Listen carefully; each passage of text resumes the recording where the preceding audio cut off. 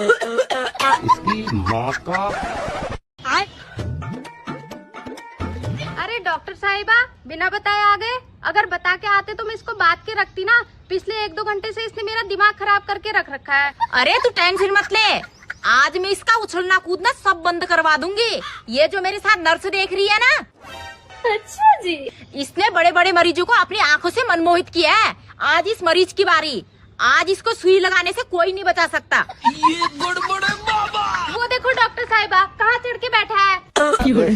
Nurse दिखाओ उसको अपनी आंखों का जादू और बुलाओ उसको नीचे। जी ऊपर क्या कर रहे हैं? आइए ना नीचे। रहा नहीं जाता। डॉक्टर साहिबा यही मौका है, जल्दी से जाके इसको इंजेक्शन लगा दो। और अभी तो रुको।